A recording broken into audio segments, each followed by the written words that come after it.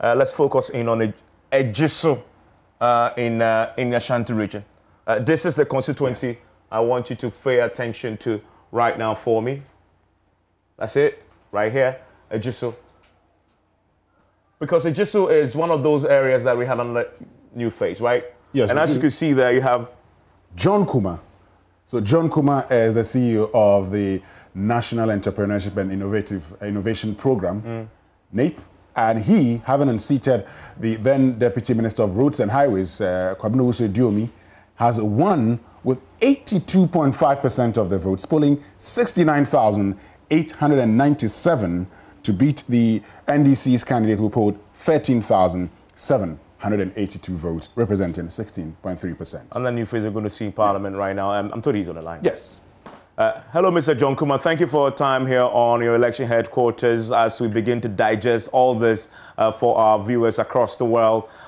Thank you, and thank you for joining us on Election Digest. Talk to me about your victory today in Ejisu. Congratulations, first of all. What worked for you? Yeah, thank you, Evans, and thank you for having me. I just listened to my brother and friend, Lawyer Sosu, and I want to wish him well. He's been my friend at the bar. I'm happy to be his colleague, be going into Parliament with him in the same year. He defeated a very competent, mature politician in Medina. I wish him well. It's been a sweet victory for me in Ejisu. Of course, it's a stronghold, so we were expecting to win, and we just thank God for the massive victory that we got today in the Ejisu constituency. Okay. Stay with me.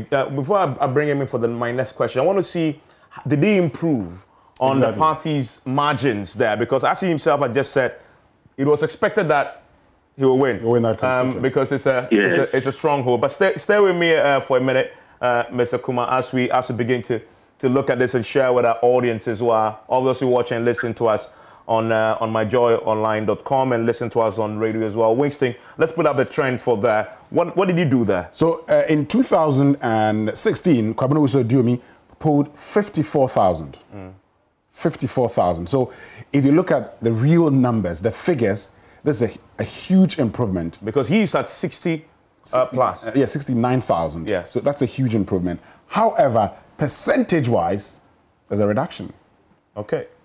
So that will give you the picture. So in 2016, you had 65,000 valid votes. Okay. Turnout was 77%. Let's get to 2020. We will get a picture clearly there. So valid votes, 83,000. That's an increase of 18,000. And turnout, 82%. He pulls 82.5% to Kwabena Owusu-Aduomi's 83.8%. Bottom, yeah, go on. So, but if you look at the numbers, just the numbers, this is more of a 15,000 increase. You should also look at that in relation to the increase in the number of voters. And here we're talking about an increase of 18,000 from the previous elections figures. So he's managed to increase the actual number of votes there, of course, benefiting from the increase in the voter population also. So, Mr. Kuma, so that's a story there. In all aspects, you were doing not only winning, but also increasing your party's actual votes there. Exactly. Yes. So, and I believe that we were able to stay in touch with the base of the party and able to contribute enough to make our candidate become the next president. Unfortunately, I think the line isn't helping. Let's see if we can get him to interact with us. But clearly, this also then, you have to see how that relates to the presidential performance.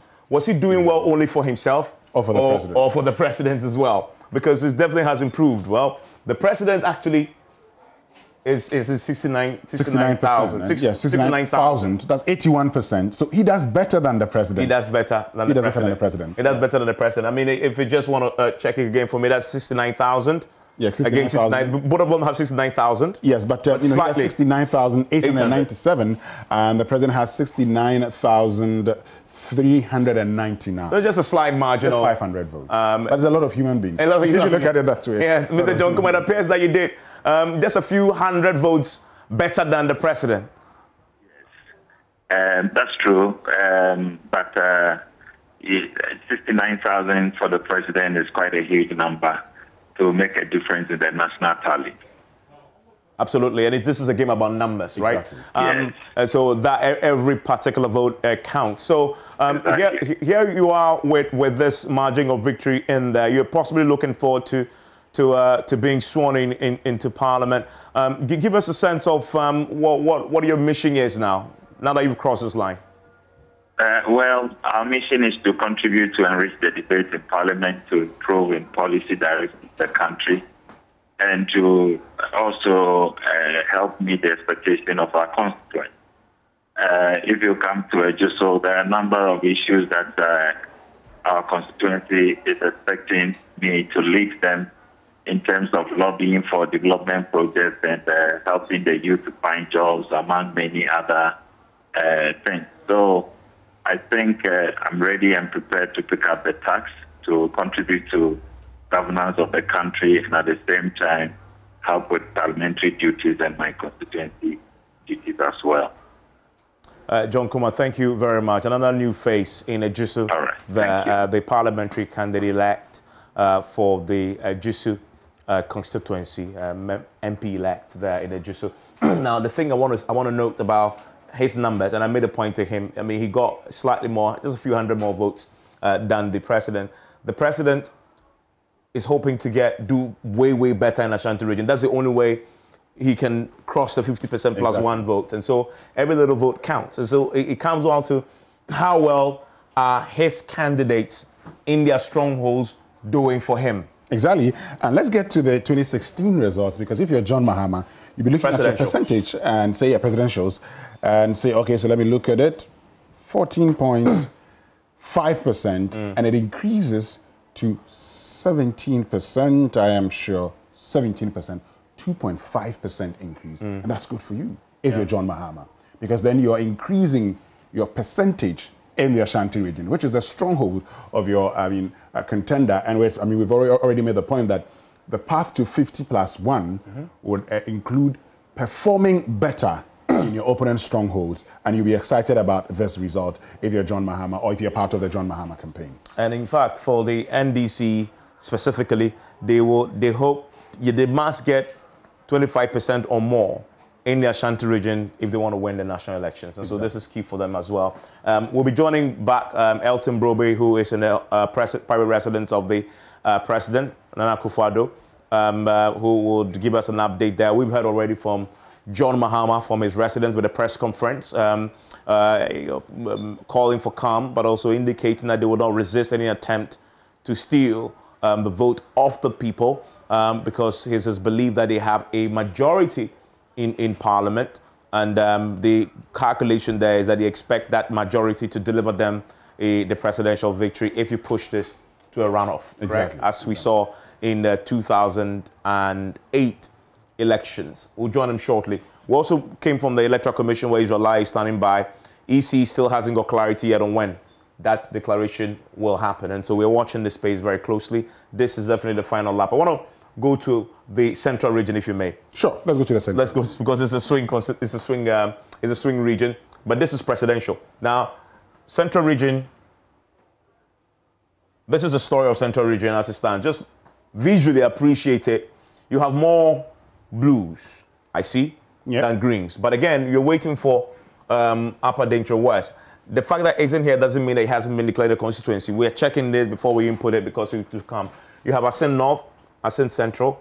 We have Infantiman. Infantiman is interesting because we have the case of the incumbent who passed on and the wife replaced him. I've seen pictures of him jubilating already. In fact, Kojo Nyako had told us that the woman there had won, and so this will populate. We expect that to turn blue shortly. Gomwa East, Gomwa Ewutu Senya East. I think the results are in there, so that's Ewutu Senya East. West.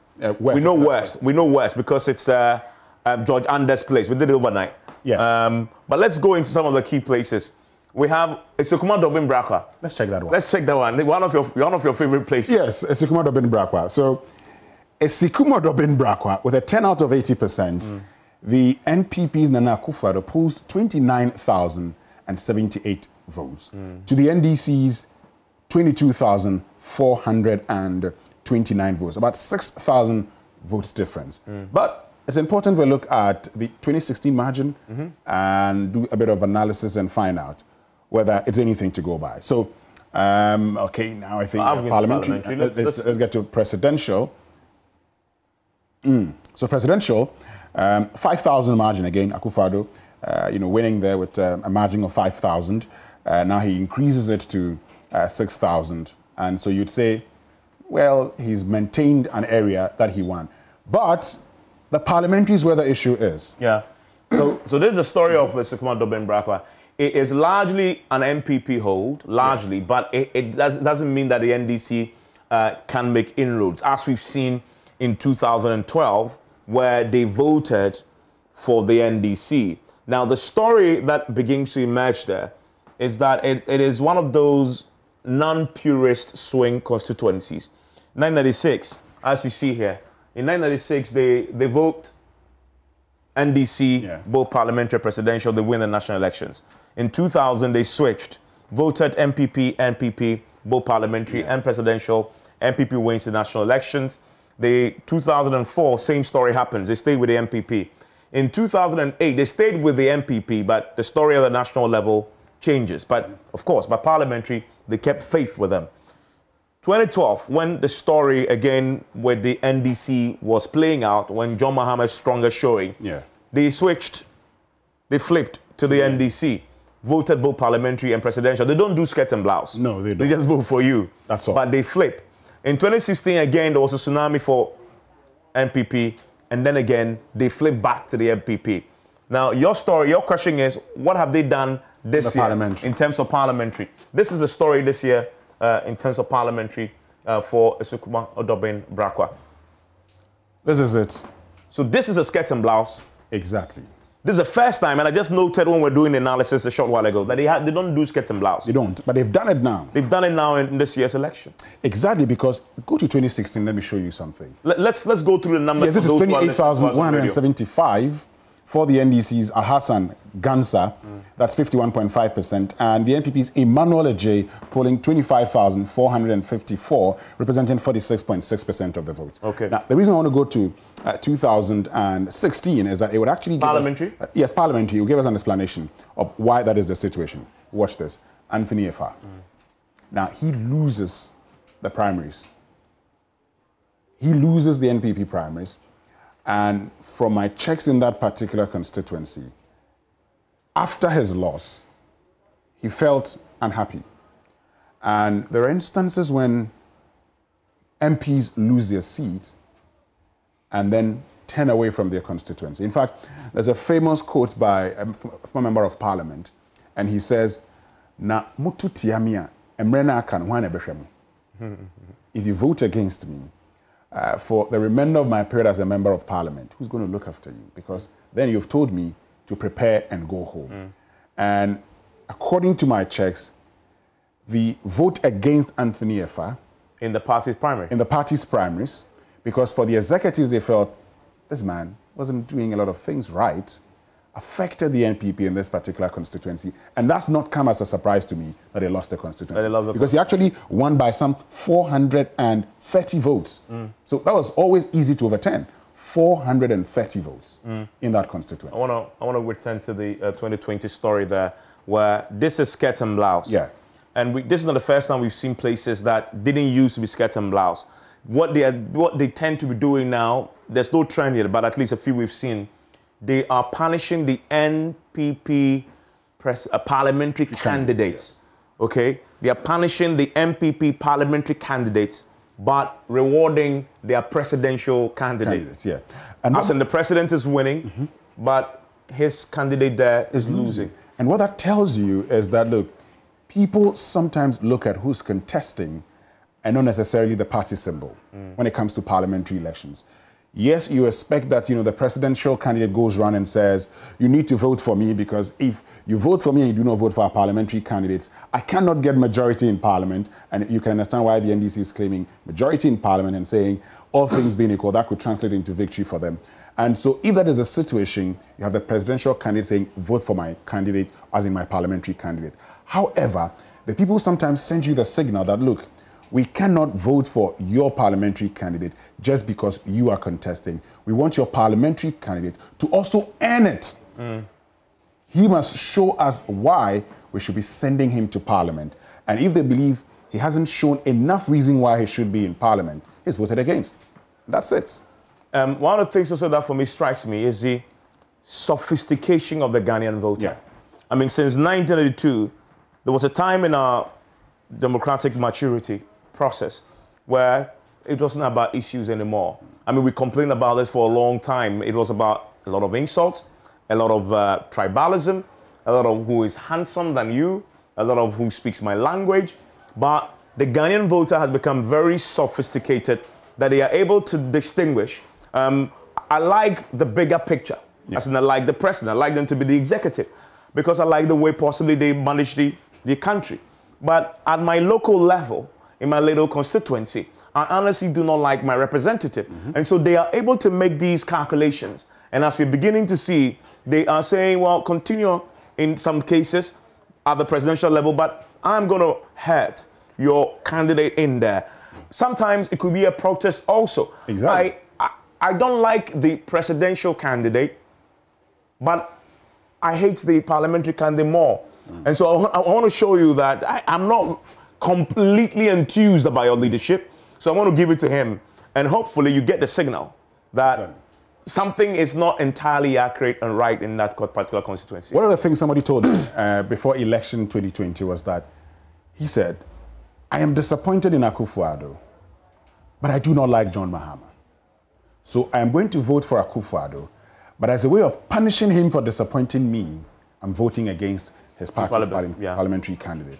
And so in that particular situation, that person went out there and voted against, the NPP's candidate. But just to add to this, when I was in Zebula for ballot box, the Boku ballot box, one person did some analysis, and that stuck with me. He said, in voting, 3 things would affect my decision.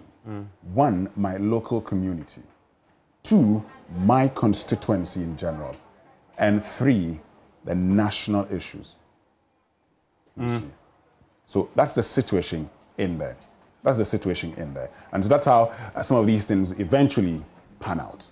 I want to go to another 2016 skirt and blouse constituency. And this is our friend, Felix Kwame Fosu's constituency. This is Ebra Asebu Kwaman Kese.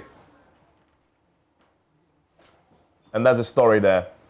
What's the story, Winston? Well, so there you have it in 2020.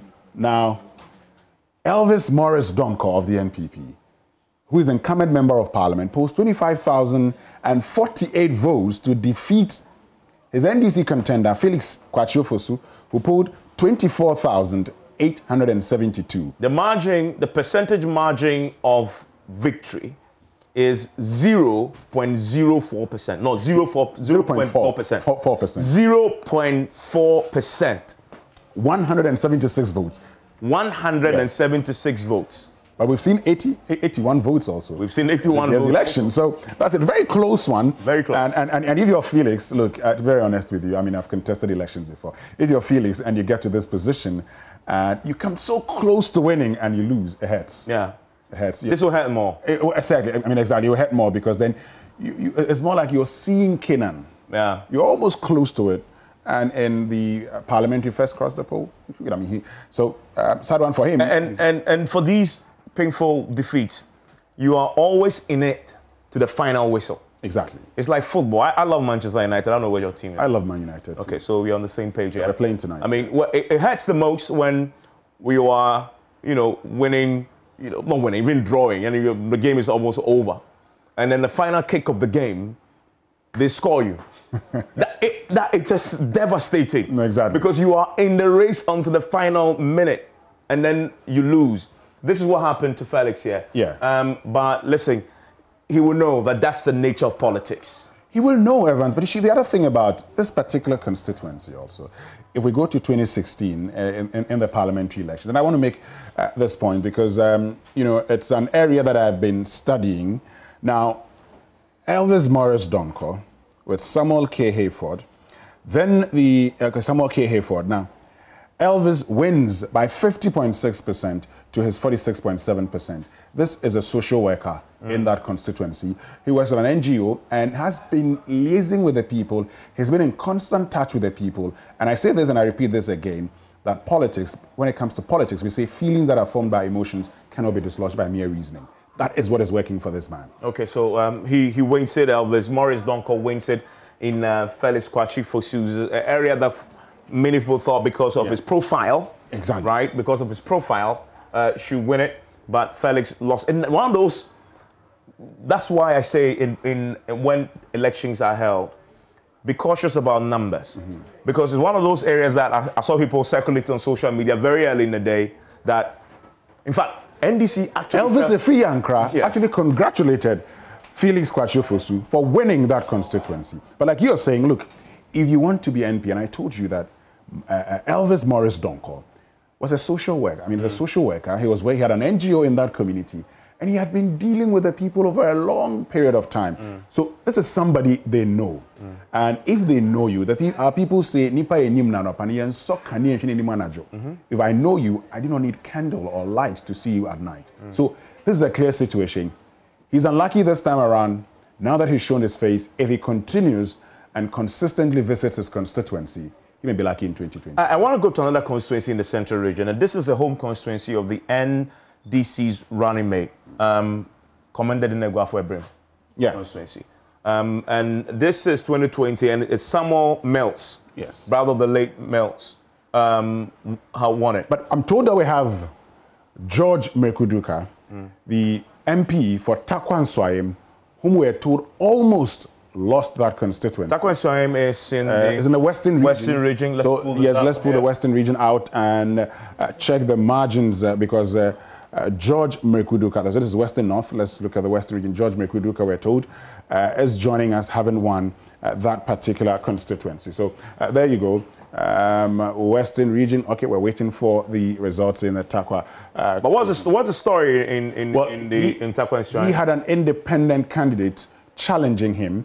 And so for the NDC, you heard Asiedu Nketia make mention of the NPP trying to use soldiers to intimidate persons, and they cite Takwa Nsawam as one of those constituencies where they're trying to intimidate people to actually flip it. But George Mrekuduka is emerged victorious, and he joins us now. Mr. Mrekuduka, thank you for joining us here on your election headquarters. This must have been a pretty tough one for you, even for you who consider yourself a politically astute, you've been in the game for quite a while. I'm pretty sure you didn't expect this.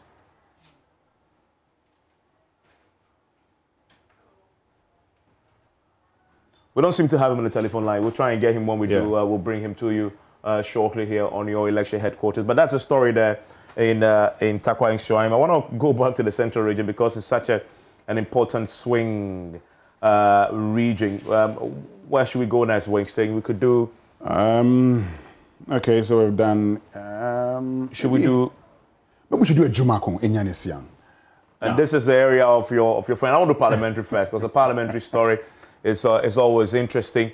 Kasil Ato Forsic is there, former deputy finance minister, minority spokesperson on finance. He wins it. Handsomely. He wins handsomely. So prior to the election, lots of conversation about the possibility of he losing to, Dr. Rashid. Now, he polls 39,229 of the votes, representing 57.1%. Dr. Rashid polls 28,669, 41.7%. And so this was not a close contest, as was made to believe. Yeah, I mean, it wasn't a close contest at all. And in doing so, I'm curious what 39,000, what he did in 2016 in this particular area in the Central Region there when he won it. This is Jumako, yes. So he won by a margin of 4,000. I mean, actually less than 4,000. About 3,700 votes was what he used in winning in 2016. And then he increases it to more than 10,000. Clearly, something may have worked for him this time around. Well, he put in a lot of work. I know he spent a lot of time in the particular constituency campaigning quite aggressively there for a long, long, long time, just to make sure that it doesn't take anything for granted. Exactly, but you see the trend in the Ejumako Enyanisiam constituency is what is fascinating here. Let's pull up the trend. Yeah, let's pull out the trend. You remember the governor of the central region in those days? Tell me about it. The one and only Hercules, Edumazi. Oh, yes. Okay, so that was Edumazi's constituency. And so from 1996, the NPP won that seat, won it again in 2000 election, won it in 2004, and then lost it in the 2008 election. But in the 2008 primaries, Isaac Edumazi, Hercules they call him, lost the primaries, and eventually his replacement lost to KCL Atufos. That's the trend you're talking about here. Yes, that's the trend. So the trend says that this is not an area that is faithful to any political party over time. Yeah. I mean, if you look at the presidential story, you're telling the story about how... That's telling the story, particularly when it comes to the parliamentary. The parliamentary as well. In 1996 was Isaac Edumazi. He retains it in 2000. He's retained in 2004, but he loses in the 2008 primaries. And the NDC's KCL Atufosing wins the election. Now, the interesting thing about KCL Atufosing winning that particular election in 2008 was that when Isaac Edumazi was bowing out, he hands over more or less to a boy he used to drive to school. That's KCL Atufosing. So that's the story there. That's the story there. Okay. So Edumazi hands over more or less to KCL Atufosing, a boy he used to drive to school when he was a little boy. And since then the 30-year-old, 30-year-old at the time, KCL Atufosing, has maintained the seat for the NDC. In 2016, the NPP won it in the presidential elections. Let's see if they did same in the 2020 elections. But this is in 2020. 20, yes. Let's see if the NPP won it again. So just to note that in 2016, they voted skirt and blouse. Skirt and blouse, yeah. They voted for KCL Atufosing in the parliamentary, and then they voted for Nana Addo in the presidential. You want to find out if in the presidential race, are they doing same this year in the central regions constituency of Ejumako Enyanisiam? No, they flipped it. Yeah. In the presidential race, it has been flipped. They've become all NDC. All NDC now. All NDC in its voting. So that's an interesting one. And congratulations again to KCL Atufosing. I know you're putting a lot of work to end this. By the way, JM should be grateful, right? I mean, because, yes, he should, because he a lot of work that he put in would have also rubbed off. Yeah, because he's managed to help JM flip it back. Exactly, and because he also pulls more votes than JM. Yeah. So you can say there's a clear situation of KCL Atufosing, winning the election, and as a result of his margins, John Dramani Mahama also wins the constituency. Because again, in the 2016 elections, JM lost it. Exactly. I mean, so KCL has improved over time. It just goes also to show whatever he's done the last 4 years, the people appreciate. And if we wanted it even better, and they say, okay, well, we like you so much. Yeah, this time, because of you, we'll vote for John Dramani. Yeah, we'll give him back. I mean, we punished him the last time. I mean, but yeah, we appreciate you. But that also would introduce another situation, because in the last election, he was deputy minister. Could it be the case that since since his party lost and he was no longer deputy minister, he had a chance to visit his constituency the more, interact with people the more, and that's the reward that he's having this time around? Well, let me also add another complication to that. Well, when he was a deputy finance minister, he possibly may have more resources there, more influence to try and, sort of lobby, facilitate development. He goes out of power. He's just in parliament. Yeah, he could go there even more and people should see him more. Yeah. But in Ghana, your presence only encourages demands of you. But he may not be in a position to deliver on those demands as he used to be when he was in government. No, but that could actually be a tricky one. It could be a tricky one, but you know what, Evans? When I was in Boko for ballot box, Mama Yariga, when the issue came up that they do not see him. Now, this was his explanation.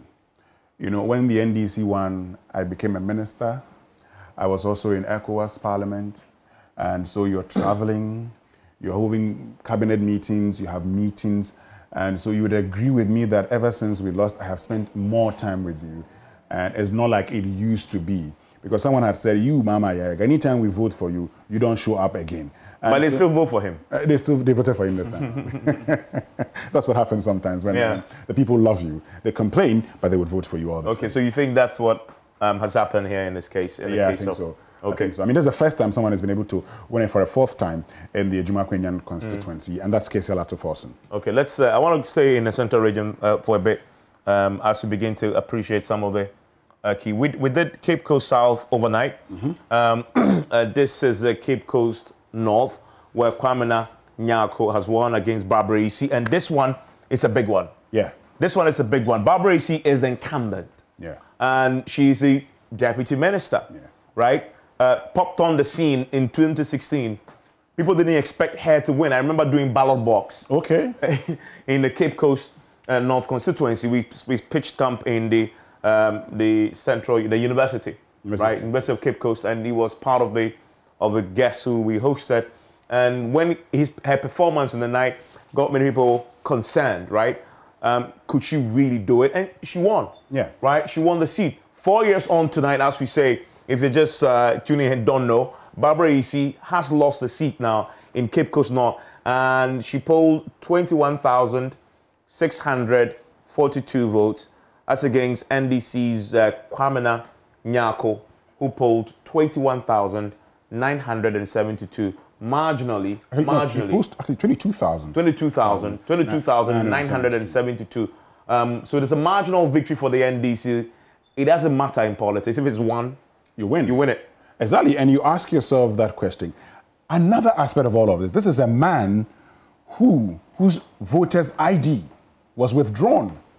Remember, he had to go to court to get it. True. And so, but for his decision to go to court, he wouldn't have been on the ballot yesterday. And what that would have meant would be his inability to go to Parliament. What would have meant is the party would have been forced to put up another candidate. But could that candidate have done it? Because this is the guy who had won the primaries for the party. And he also talked about a 2016 experience. So she came up with us, Barbara Asher Isi, came up against Kobie Champong. Yeah. Kobie Champong. And at the time, everybody expected the son of Kwame Nawalka, you know, the famous Kwame Nawalka in Cape Coast.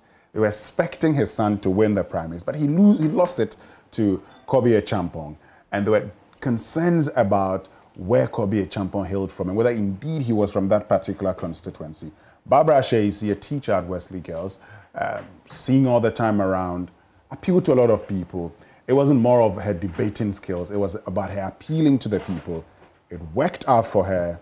But when you have another person who can challenge your ability to appeal and your homeboy or homegirl status, it becomes difficult for you in an election. Great. Particularly a parliamentary election. Great. So Asher Isi, unfortunately, loses her seat. Is a one-term member of Parliament. Ouch, that may hurt. We'll try and get some reactions from her if we do. Upper Daintree East. We told the story. Festus A. Kofi wins it for the NPP. But let's stay a bit more in Asher Isi's place. I want to see what happens to the presidential and the presidential outcome there. I think Akufo-Addo won it. Let's see. Yeah, let's see. I think Akufo-Addo won the presidential. Oh, there you go. Akufo-Addo wins it. Yeah. Akufo-Addo wins it by 4,000. So the problem then becomes the candidate.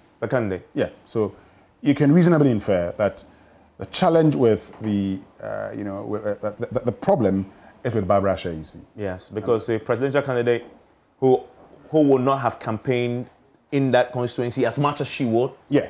Is the reason why presidential candidates rely on the parliamentary candidates to help them. I mean, when you have your presidential candidate doing better than you, as we've seen there was a problem. What did she do in the last 4 years? Key question you need to ask, okay? Exactly. That could have actually cost Nana Addo as well. But of course, he showed that he also has his own strength in that particular part of the country. But you know, Evans, this particular constituency, and I remember saying this, and sometimes we need to, bring people back some of the things we said. When Nana Jane was chosen, you remember when we had that conversation, I said that the Cape Coast North and South parliamentary seats were all going to be taken by the NDC. Yeah. And Cape Coast North has fallen. And I think that Nana, having taught at the University of Cape Coast, having been there, and very close to her home constituency of Commander that's a constituency. That's a right there. You can actually say that she may have played a role in that particular constituency. And in her own constituency, she delivers... 31,524 for John Mahama to Akufo-Addo's 26,933. So 49.3% to 42.1%. And by the way, just a point there to note about Jane Nana Opoku-Agyeman, which is key, is that there's evidence of her nurturing this particular constituency when she was the Minister of Education under John Dramani Mahama. Exactly. Not maybe for political reasons, as in she wants to run there one day, but she did a lot of projects. I found evidence of her bringing some of the internationally funded projects to her own home constituency, commissioning them and taking credit for it. And she was a patron member of the market women in that particular part of the constituency. And so clearly, she has a ground game there, which is important, which again, John Mahama has reading at the back of, selects the woman there. Remember the jubilation that the people, the market women put forth when she was nominated and confirmed later. But you know, one thing we need to look at in this constituency also should be the parliamentary. And because in 2020, yes, the NDC wins, but it's important we look at the PPP's candidates. Sterling, what was the margin? Evans, let's look at all the candidates and we'll be able to find out, you know, the PPP's Sterling. Here we are. Okay, These are all candidates who contested the race in that place. So John Sterling polled 11,964 votes. That's 18.6%. But this is a reduction, of about 7,000, because in 2016, John Sterling polled 18,000 of the votes. In 2016, John Sterling placed second, to the NDC Samuel Atta Mills. He beat he got more votes than the incumbent at the time, Nana Atto Arthur, who's currently, I think Nana Atto Arthur is with the local government service, who is the head of local government service. So this is very, very, very, this is one area that you probably will be looking at. John Sterling, sadly, could not match up to the performance of 2016, but it can be understood. The PPP hasn't been performing well in this year's election. But I know the PPP seems to do well in the central region, but 11,000 is a lot of votes for But he got 18,000 in 2016. in the last time, so something has happened. I guess, doesn't that follow the general trend we've seen for PPP? Exactly, that's what I'm saying. In 2016, they sort of have done well. I'm talking about nationally. And 2020, they sort of have dropped off the map. Exactly, they put in one vote and all of that. Have been replaced by GUM. GUM, and even Kedonko is performing better than them.